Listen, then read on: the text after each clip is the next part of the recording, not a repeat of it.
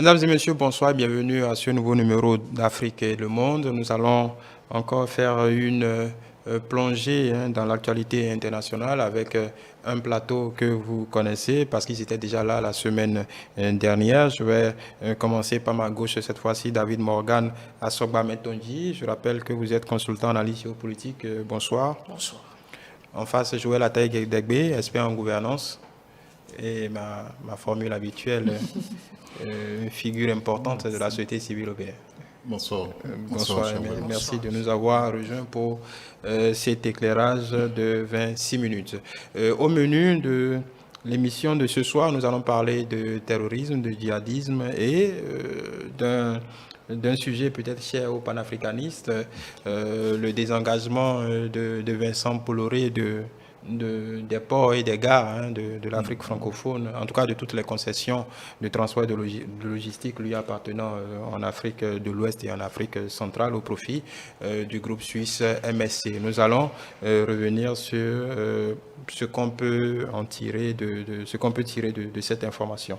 Alors, comme je l'annonçais, nous allons commencer par le premier sujet.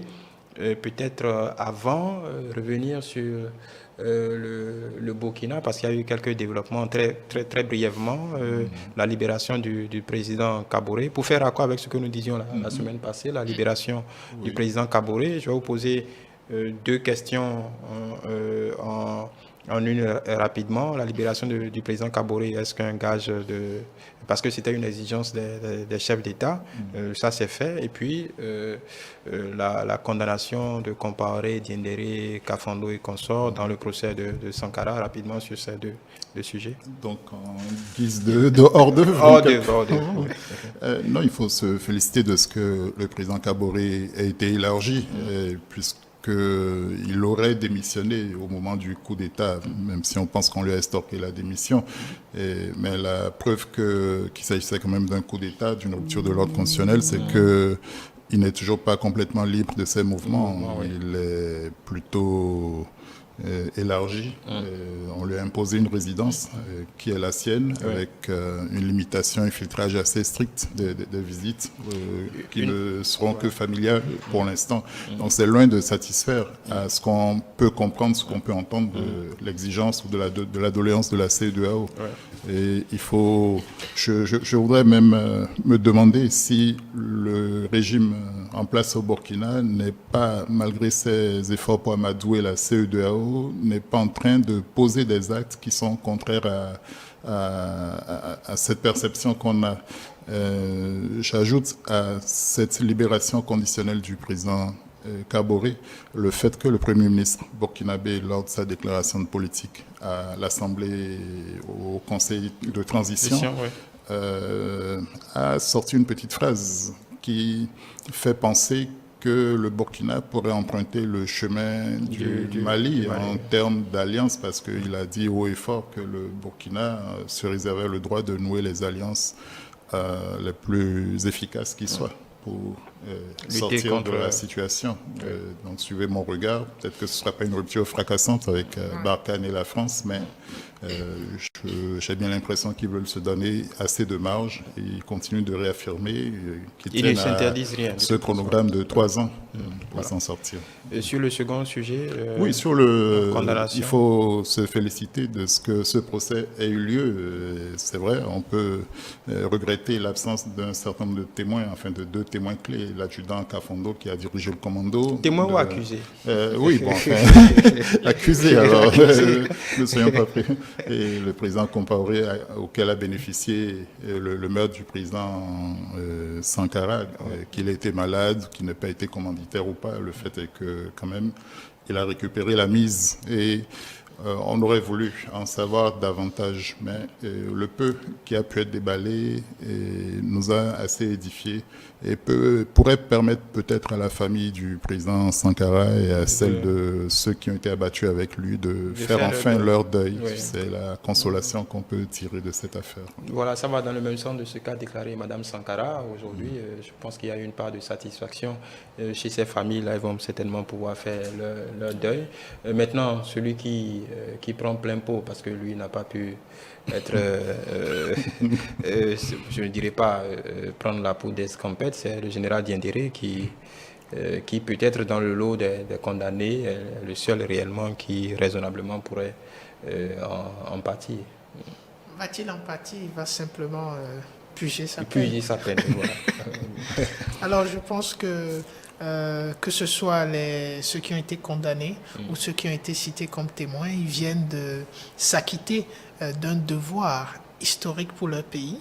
Parce qu'il faut rappeler que depuis cet assassinat de Sankara, il y a des acteurs politiques de la vie politique au Burkina Faso qui ont décidé de ne pas être impliqués suffisamment tant que cette question n'est pas vidée. Et donc, on a dû avoir à attendre au moins plus d'une trentaine d'années pour pouvoir en arriver là. Nous espérons que le caractère symbolique qui semble être le plus important ici, parce que... à perpétuité, c'est pas symbolique. Oui, vous savez, c'est la condamnation qui est dite à perpétuité. C'est juste pour montrer qu'on est conscient de la gravité du crime qui semble avoir été commis. Parce que jusque-là, il y a une partie de la vérité qu'on semble ne pas percevoir. Et certains ont fait ressortir cet aspect. Ils disent, bon... Il y a eu des noms d'acteurs extérieurs qui ont été cités, des pays qui ont été cités, Côte d'Ivoire, la France, qu'on cite grosso toujours. modo, ceux qui critiquent surtout avancent le fait qu'il n'y a pas de preuves directes, il n'y a que des témoignages. Donc, remettre en doute quelque peu la justesse des condamnations. Pour l'histoire, la promesse du président Macron de faire déclassifier les archives ne semble pas avoir été... Bon, il y a eu des déclassifications à minima. À minima.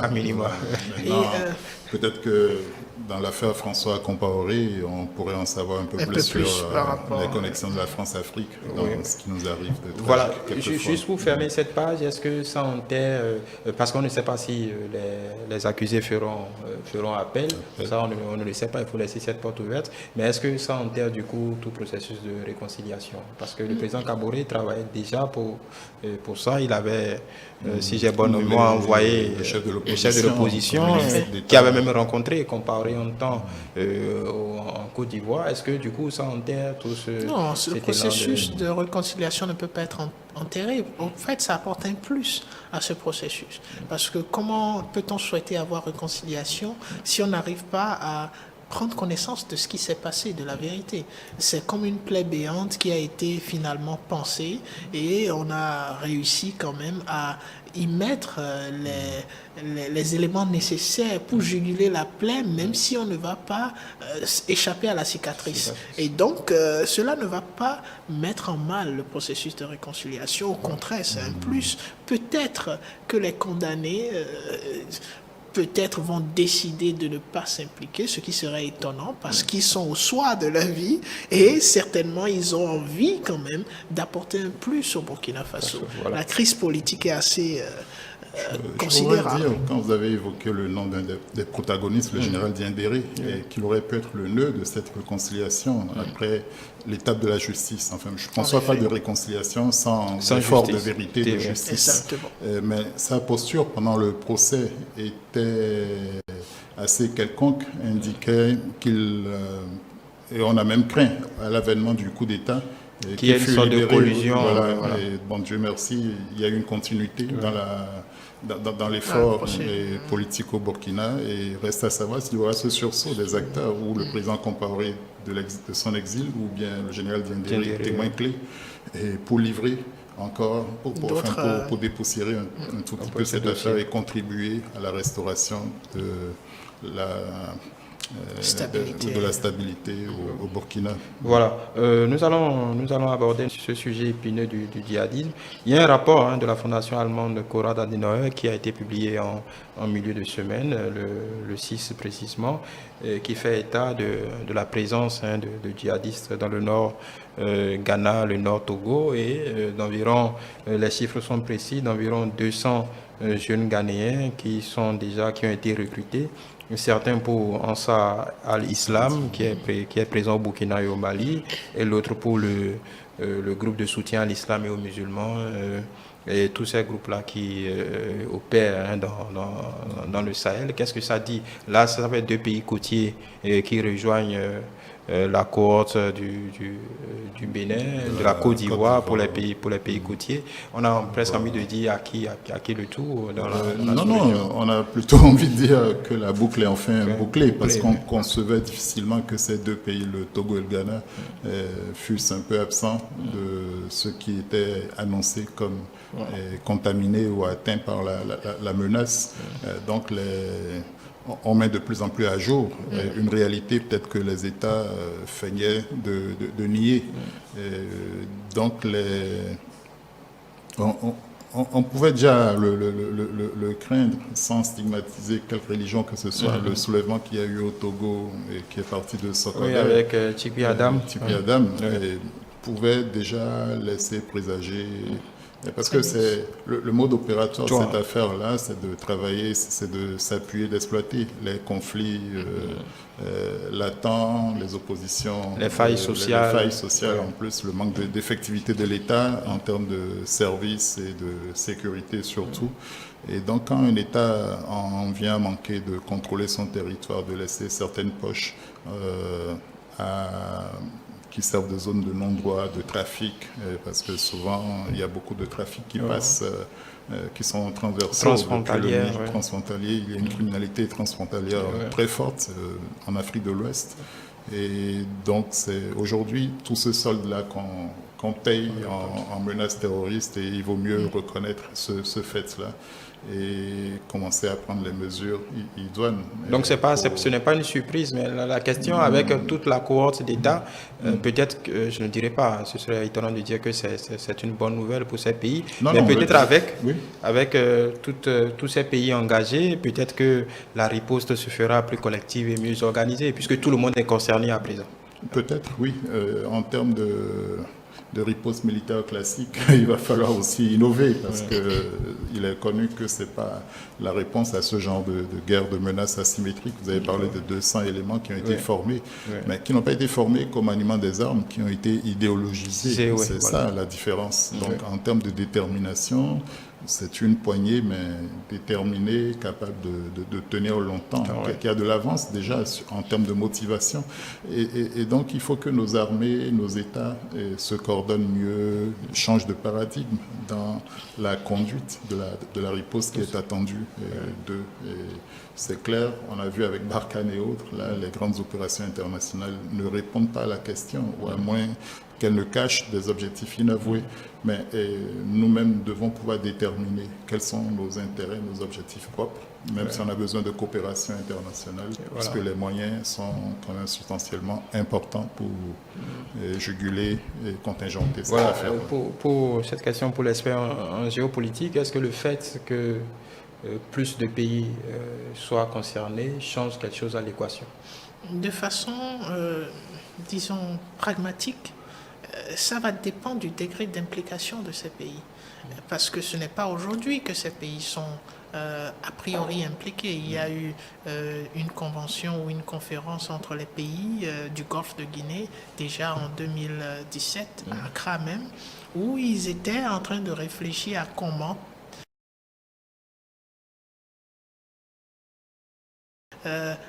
résoudre cette problématique du terrorisme.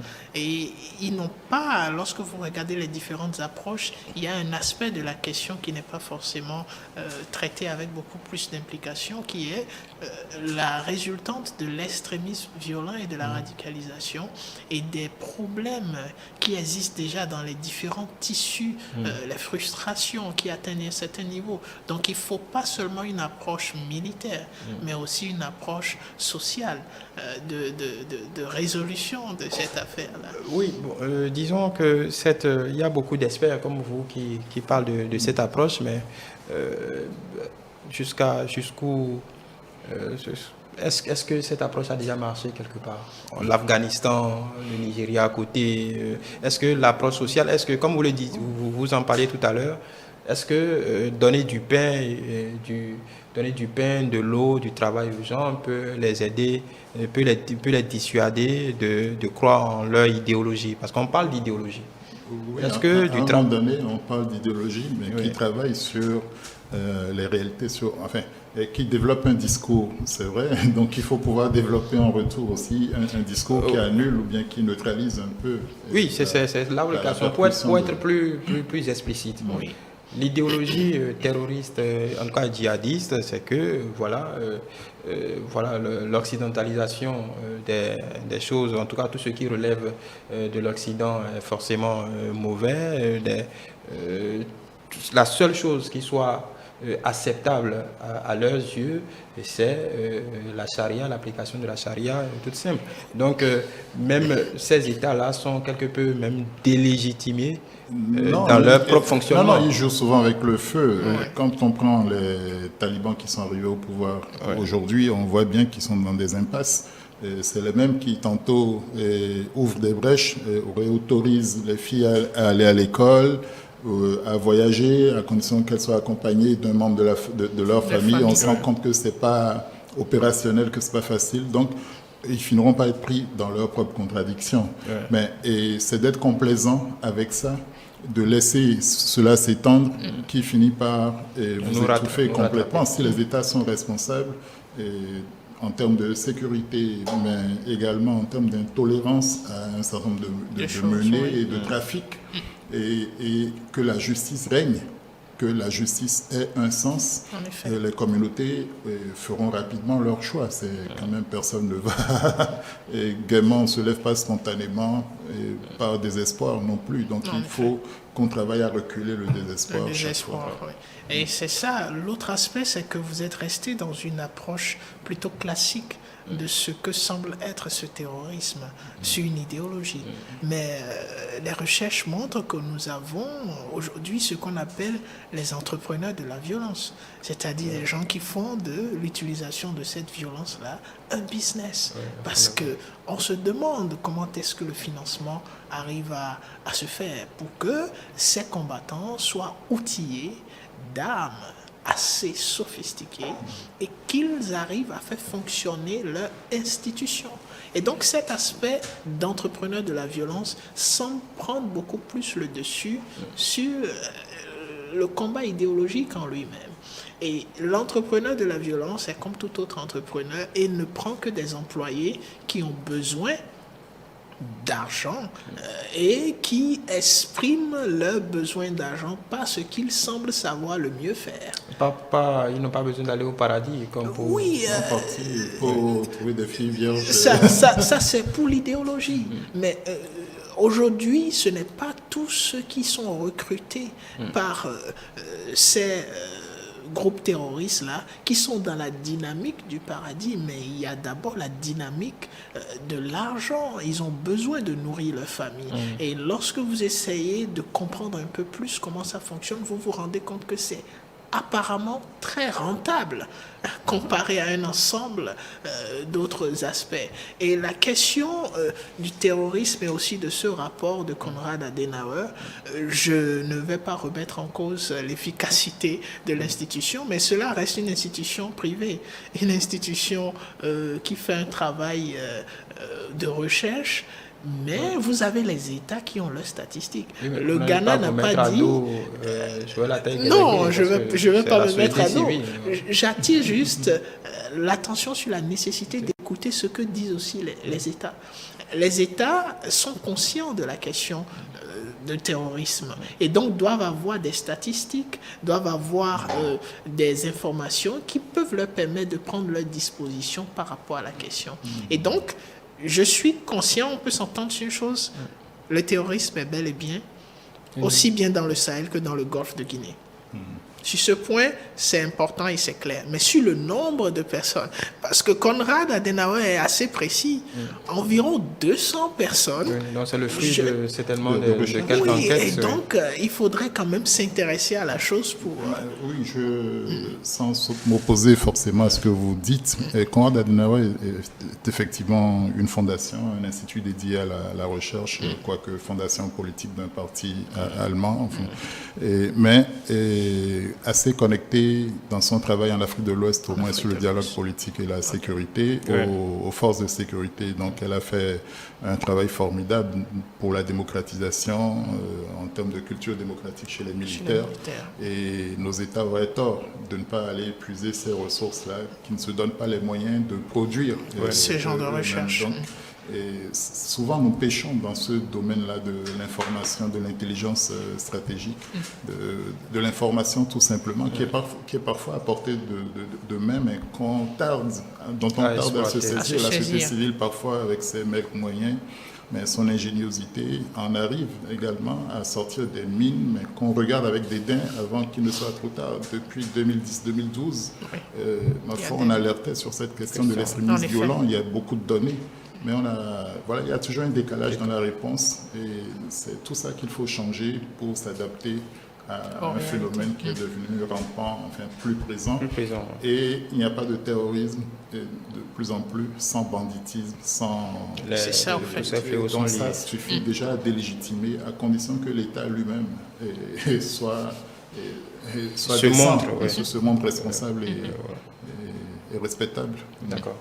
Quelque chose à encore dire Non, simplement que la question du terrorisme aurait déjà été mise au cœur des discussions et des stratégies dans toute la zone de l'Afrique de l'Ouest depuis très longtemps, mais on se rend compte que les États n'ont pas donné la priorité qu'il faille à cela jusqu'à ce qu'on voit ce phénomène s'étendre aux portes de tous les États. Bon, c'est ce que nous disons, on ne sait pas les dispositions que les différents États prennent. Oui, quand vous regardez la plupart des dispositions qu'on nous sert, c'est soit les forces Barkhane, je dis forces Barkhane, G5 Sahel, où on essaye de... Et on a besoin le G5 Sahel, c'est encore des États africains. Oui, mais des États africains dans quelle perspective? Oui, c'est la grosse question. Et quand vous écoutez ces chefs d'État, lorsqu'ils parlent même du G5 Sahel, ils vous disent que, mais écoutez, on nous a promis des fonds qu'on n'a jamais eu concrètement. Voilà, ça c'est pour paraphraser le président nigérien. Mais le fait est que trop d'armes ont circulé en Afrique de l'Ouest. Il y a eu une prolifération d'armes légères. Donc tout cela contribue à... Trop de tolérance à beaucoup de trafics qui font qu'aujourd'hui, le fait terroriste vient se greffer facilement. Il nous reste quelques minutes, on va se prononcer rapidement sur le dernier sujet. On parlait de peut-être une question anecdotique de Vincent Bolloré, qui a l'habitude, en tout cas, on va dire une tête de gondole de la présence française dans nos pays, obligé, en tout cas, chou gras des panafricanistes. Alors, on peut... oui, en tout cas, c'est obligé de toutes les invectives. Il vient de se désengager des ports, de toutes les concessions de transport et de logistique en Afrique de l'Ouest et en Afrique centrale. Et l'information pratiquement est passée. On n'a pas vu qu'Émile Seba et consorts se réjouir. Bon, qu'est-ce que vous en pensez manifestement? On rappelle qu'il reste présent dans les médias de divertissement. Vous le dites déjà, non? Canal Plus, il n'a pas sauté au plafond. Voilà. Il n'y a rien de nouveau sous le soleil. Mais c'est assez colossal, parce qu'on parle d'un deal de pratiquement 6 milliards de dollars. C'est une transformation d'objectifs de stratégie. Et donc d'autres vont le remplacer. Ce n'est pas les États africains qui l'ont chassé, qui prennent la... Non, il a vendu ses concessions à un groupe suisse. Groupe d'intérêt. Oui. Et voilà, donc c'est toujours le capitalisme et la domination étrangère qui sont à l'œuvre, mais c'est le monde tel qu'il fonctionne. Il faut en prendre acte et savoir comment jouer et des marges qu'on peut avoir. Il vaut mieux connaître le phénomène et les modes opératoires des uns et des autres pour se déployer et trouver une issue pour nos pays. Oui, je voulais être un peu plus provocateur, donc plus de fixation sur le capitalisme français. Non, je vais simplement confirmer ce que mon confrère a dit, c'est une question de stratégie de reconversion. Voilà, quand on vous voit sous un angle et on dit que vous êtes trop gênant, il faut repartir sous un autre angle, on ne vous voit plus trop. Ah oui, donc au-delà même de... Mais ceci étant, si ça avait été peut-être repris par les Chinois... Là, il y aurait une différence. Et c'est encore les médias occidentaux qui auraient relevé cela, et non les Africains qui ont envie de se choisir de plus en plus des partenariats diversifiés. Enfin, de déjeuner avec le diable, avec peut-être une louche très longue. On ne sait pas qui va rattraper qui. Mais juste une question, rassurez-vous, ce n'est pas une question piège. Est-ce que c'est plus pernicieux pour nous que Bolloré ne soit plus présent dans nos ports et dans nos gares, mais soit présent dans nos médias. Mais vous avez tout dit, non? Non, je demande, je pose la question. Non, mais c'est encore plus pernicieux que l'aliénation devient encore plus grande. Au-delà de l'aliénation économique, c'est l'aliénation culturelle qui se joue avec le contrôle des médias. Je ne vais pas citer de nom ici, mais chacun sait à qui nous sommes tous abonnés, et vers qui ce que nous regardons le plus. Et donc, c'est des tentacules qui se déploient à notre corps défendant. Il faut prendre conscience de tout ça, savoir opposer ou développer la riposte qui permet de résister en attendant des jours meilleurs. Nous, bientôt, on aura la TNT. La TNT est déjà presque une réalité. Donc, en parlant de riposte, c'est une riposte pourvu que vous y abonniez. Je dirais qu'il n'y a pas de cadeau. Si Bolloré est autant dynamique qu'il a été dans les manutentions portuaires dans les médias, il faudrait qu'on se prépare en conséquence. De toute façon... Mais se préparer comment? Est-ce que c'est pas... En tout cas, est-ce que... Quand on parle de ces questions, est-ce que c'est pas le lieu de favoriser... au développement de business. C'est une question de bonne guerre. C'est une question de bonne guerre. Parce que qu'on le veuille ou non, c'est la loi du business, c'est comme ça que les choses fonctionnent. Et il faut connaître les règles de jeu, il faut utiliser les règles de jeu à son avantage. Les businessmen africains, il y en a quand même qui sont assez intéressants et qui devraient s'organiser avec les gouvernements, parce que quand vous voyez les chefs d'État, qui est-ce qui a permis à Bolloré de s'installer et d'avoir autant d'influence dans les pays africains? C'est bel et bien la France. Ils ne se déplacent pas sans leur armée de businessmen. Donc il serait temps que les businessmen africains et les chefs d'État comprennent qu'il faille investir, que ce soit dans les médias pour le travail culturel, la défense des intérêts culturels, que dans le business pratique dans nos ports et pas tout ailleurs. Mais bon, on va finir, mais pour être juste dans l'analyse de cette information, il faut quand même préciser que le groupe Bolloré Logistique a contribué au développement de nos ports, a créé des emplois. Il y a des milliers de Béninois, Togolais qui travaillent.